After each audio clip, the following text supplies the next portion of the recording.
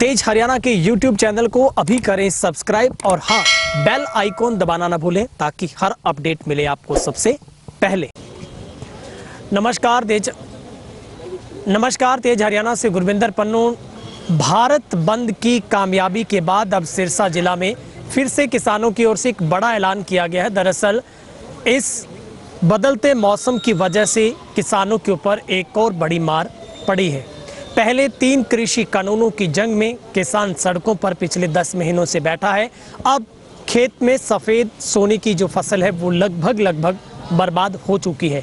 ऐसे में गुलाबी सुंडी अब किसान के लिए सबसे बड़ी दुश्मन बनकर आई है और अब उसको लेकर किसानों ने फिर से एक मोर्चा खोलने का ऐलान किया है, जहां पर 29 सितंबर से डबवाली के एसडीएम कार्यालय में किसानों की ओर से एक पक्के मोर्चे का ऐलान होगा। क्या कुछ होगा उसमें पूरी जानकारी देंगे। मेरे साथ हरियाणा किसान एकता की पूरी टीम है। गुरप्रेम जी हमारे साथ है। सर, आपकी तरफ से क्या कार्यक्रम रखा गया है और आप क्या अपील किसानों से करना चाहेंगे इस 29 सितंबर को लेकर? देखो जी, अज भारत बंद दे करके सारे पिंडां दे किसान इकट्ठे होए आ ते एक ये असीं कल भी सारे किसानों को अपील की सी कि जिहड़ा सुंडी दे कारण ते मींह दे कारण 50% नरमा मींह दे कारण खराब हो गया। उस तो बाद जिहड़ा कोई बचदा सी 10-20% सुंडी ने खत्म करता, पर सरकार ने हजे तक किसानों की कोई सार नहीं लई। किसी एरिए दे विच इन्हां ने कोई आपदे कर्मचारी नहीं भेजे, कोई स्पैशल गिरदावरी नहीं हुई, कोई मुआवजे की हजे तक इन्हां ने अनाउंस नहीं किया भी असीं मुआवजा देवांगे। उहदे लई असीं डब वाली हल्के दे जिन्ने भी किसान आ, जिन्ने पिंड पैंदे आ, सारे परसों 29 तरीक नूं एसडीएम दफ्तर के अगे एक धरना ला रहे हैं। धरना भी असी वो ला रहे हैं जिमें कई बार ये हुंदा सी धरना लग्या सी एसडीएम कार्यालय च आपदा कार्य करी जांदे सी, एसडीएम आपदा असी छड्ड के बैठा रहिंदा सी, किसी किसानां दी गल नहीं सुनी दी सी। पर असी सारे पिंड इकट्ठे होके पूरा वड्डे पद्धर ते इकट्ठ करके एक मोर्चा खोलांगे। जिन्नी देर तक सानू मुआवजा राशि ऐलान नहीं हुंदी उन्नी देर तक असी लगातार धरना जारी रखांगे। ते बाकी जिहड़ी गलबात है वीर एसपी मसीता ये दसणगे। सर, उनसे भी मैं पूरी बात करूंगा, लेकिन आपको क्या लगता है सर, पर्टिकुलरली सिरसा की अगर बात करें, कालावाली में भी किसानों की तरफ से धरना दिया गया था, गोरीवाला तहसील में काफ़ी नरमा बर्बाद हुआ है, डबवाली के ऐसे बहुत सारे गाँव हैं, आपने भी विजिट किया होगा जाकर। क्या सबसे बड़ी समस्या आपको नज़र आ रही? गुलाबी सुंडी का आखिर असर कैसे देखने को मिल रहा है, क्योंकि सबसे बड़ी दिक्कत है वो टिंडे में आ रही है?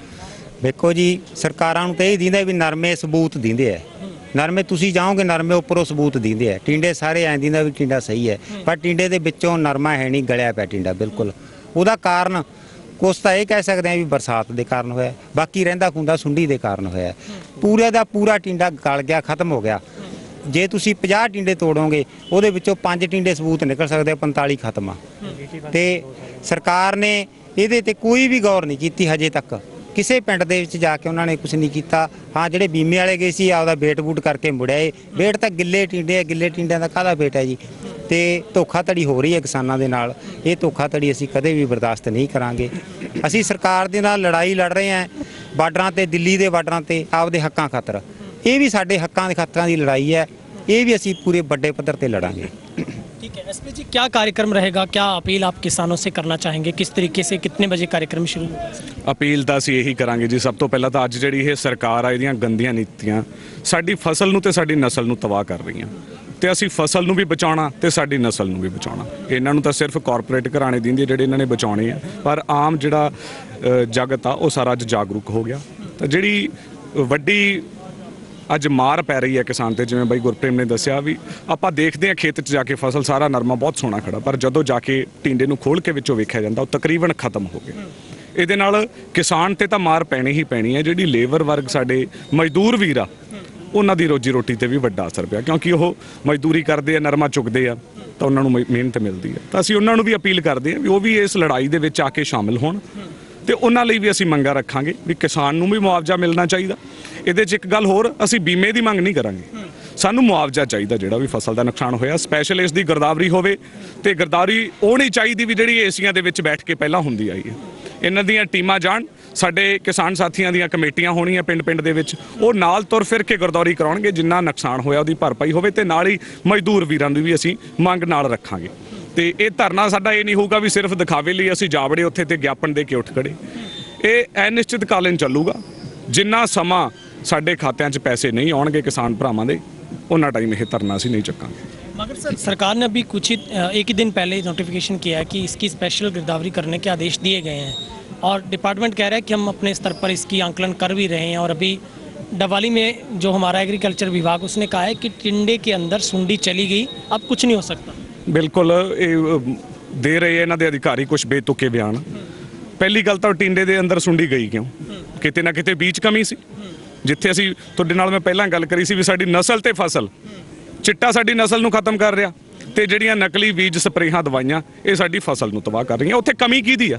ਸਾਡਾ ਕਸੂਰ ਤਾਂ ਨਹੀਂ, ਅਸੀਂ 6 ਮਹੀਨੇ ਪਾਲੀ ਆ ਫਸਲ, ਆਪਦੇ ਬੰਨਿਓ ਕੋਈ ਕਮੀ ਨਹੀਂ ਛੱਡੀ। ਤਾਂ ਕਿਤੇ ਨਾ ਕਿਤੇ ਜਿਹੜੇ ਇਹ ਕਾਰਪੋਰੇਟ ਘਰਾਣੇ ਉਹਨਾਂ ਦੀਆਂ ਬੀਆਂ ਦੀਆਂ ਤੇ ਰੇਹ ਸਪਰੇਆਂ ਦੀਆਂ ਫੈਕਟਰੀਆਂ, ਤਾਂ ਉਹਨਾਂ ਦੀ ਮਿਲੀ ਭੁਗਤ ਦੇ ਨਾਲ ਇਹ ਅੱਜ ਜਿਹੜਾ ਅੰਦੋਲਨ ਸਾਡਾ ਦਿੱਲੀ ਦੇ ਵਿੱਚ ਚੱਲ ਰਿਹਾ 3 ਕਾਲੇ ਕਾਨੂੰਨਾਂ ਨੂੰ ਲੈ ਕੇ, ਇਹ ਕਿਸਾਨਾਂ ਨੂੰ ਕਮਜ਼ੋਰ ਕਰਨ ਦੇ ਵਾਸਤੇ ਇਹ ਘਟੀਆ ਚਾਲਾਂ ਚੱਲ ਰਹੀ ਆ, ਇਹ ਅਸੀਂ ਨਹੀਂ ਚੱਲਣ ਦੇਵਾਂਗੇ।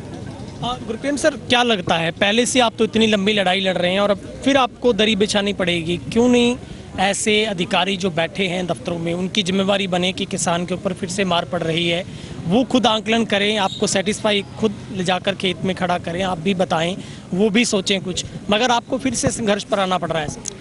ਦੇਖੋ ਜੀ, ਸੰਘਰਸ਼ ਦੀ ਗੱਲ ਤੁਸੀਂ ਇਹ ਸੁਣੋ। ਅਬੂਬ ਸ਼ਹਿਰ ਦੇ ਵਿੱਚ ਐਸਿਡ ਵਾਲਾ ਟਰੱਕ ਲੀਕ ਹੋਇਆ, ਉੱਥੇ ਜ਼ਿੰਮੇਵਾਰੀ ਬਣਦੀ ਸੀ ਪ੍ਰਸ਼ਾਸਨ ਦੀ ਜਾ ਕੇ ਕਿਸਾਨਾਂ ਦੀ ਸਾਰ ਲੈਣ ਦੀ, ਪਰ ਸਵੇਰ 7 ਵਜੇ ਦਾ ਐਸਿਡ ਵਾਲਾ ਟਰੱਕ ਲੀਕ ਹੋਇਆ। ਉਹ ਕਿਸਾਨ ਵਿਚਾਰੇ ਬਿਲਕ ਕੇ ਮਰ ਗਏ। 2 ਵਜੇ ਤੱਕ ਉਹਨਾਂ ਦੀ ਕੋਈ ਗੱਲਬਾਤ ਨਹੀਂ ਸੁਣੀ। 2 ਵਜੇ ਸਾਨੂੰ ਫੋਨ ਕੀਤਾ, ਅਸੀਂ ਹਰਿਆਣਾ ਕਿਸਾਨ ਏਕਤਾ ਦੀ ਟੀਮ ਪਹੁੰਚੀ, ਅਸੀਂ ਜਾ ਕੇ ਰੋਡ ਦੇ ਉੱਤੇ ਧਰਨਾ ਲਾਇਆ, ਫਿਰ ਸਾਰੇ ਅਧਿਕਾਰੀ ਆਏ, ਫਿਰ ਉਹਨਾਂ ਦੀ ਗੱਲਬਾਤ ਸੁਣੀ ਗਈ। ਇਹ ਸ਼ਾਇਦ ਇਹਨਾਂ ਨੇ ਇਹੀ ਬਣਾ ਰੱਖਿਆ, ਜੇ ਕਿਸਾਨ ਆ ਕੇ ਧਰਨਾ ਲਾਉਣਗੇ ਤਾਂ ਹੀ ਅਸੀਂ ਗੱਲ ਸੁਣਾਂਗੇ, ਨਹੀਂ ਤਾਂ ਕੋਈ ਗੌਰ ਨਹੀਂ ਕਰਦੇ ਜੀ। ਗੂੰਗੇ ਬਹਿਰਿਆਂ ਦੀ ਸਰਕਾਰ ਆ, ਅਸਲ 'ਚ ਇਹਨਾਂ ਨੇ ਬੇਸ਼ਰਮੀ ਧਾਰ ਰੱਖੀ ਹੈ। ਇਹ ਇੱਕ ਨੈਤਿਕਤਾ ਹੁੰਦੀ ਸੀ, ਧਰਨੇ ਪ੍ਰਦਰਸ਼ਨ ਪਹਿਲਾਂ ਵੀ ਹੁੰਦੇ ਸੀਗੇ, ਪਰ ਉਹ ਮੰਗਾਂ ਮੰਨੀਆਂ ਜਾਂਦੀਆਂ ਸੀਗੀਆਂ ਜਿਹੜੀਆਂ ਜਾਇਜ਼ ਹੁੰਦੀਆਂ ਸੀ। ਅੱਜ ਸਾਡੀਆਂ ਜਾਇਜ਼ ਮੰਗਾਂ ਨੂੰ ਲੈ ਕੇ ਹੀ ਅਸੀਂ ਸੜਕਾਂ ਤੇ ਬੈਠੇ ਹਾਂ, ਪਰ ਇਸ ਸਰਕਾਰ ਨੇ ਇੰਨੀ ਕੁ ਬੇਸ਼ਰਮੀ ਧਾਰ ਲਈ ਵੀ ਜਿੰਨਾ ਚਿਰ ਇਹਨਾਂ ਦੇ ਗਲ 'ਚ ਗੂਠਾ ਨਹੀਂ ਦਿੰਦੇ, ਇਹ ਕੋਈ ਗੱਲ ਹੀ ਨਹੀਂ ਸੁਣ ਰਹੇ।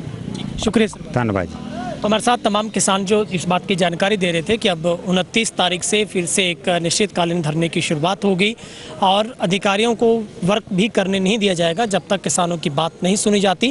चूँकि गुलाबी सुंडी की मार अब किसानों पर सबसे भारी पड़ रही है, क्योंकि नरमे की उत्पादन क्षमता के ऊपर सबसे बड़ा असर पड़ा है और अब पीक टाइम, गोल्डन टाइम था जब किसान की फसल पककर तैयार हुई थी, मगर बेमौसम की मार और प्राकृतिक आपदा ऐसी है कि किसान को फिर से अब एक तरीके से बड़ा जो जोखिम झेलना पड़ रहा है। कैमरामैन हेमबट के साथ गुरविंदर पन्नू, तेज हरियाणा, डबल। सिरसा का लक्ष्य कोचिंग क्लासेस बना, एकमात्र विश्वसनीय संस्थान लक्ष्य कोचिंग क्लासेस में हरियाणा राजस्थान की बेहतरीन टीम के द्वारा अध्ययन करवाई जाती है। ऑफलाइन क्लासेस उपलब्ध, साथ ही अनुभवी टीम द्वारा निशुल्क स्टडी मटेरियल भी करवाया जाता है। उपलब्ध हरियाणा का एकमात्र संस्थान जिसने सबसे ज्यादा बेरोजगार युवाओं को दिलवाया रोजगार बिना देरी। आज ही चुनिए अपना लक्ष्य कोचिंग क्लासेस, सिरसा नजदीक बस स्टैंड, ऑपोजिट तलवार हॉस्पिटल।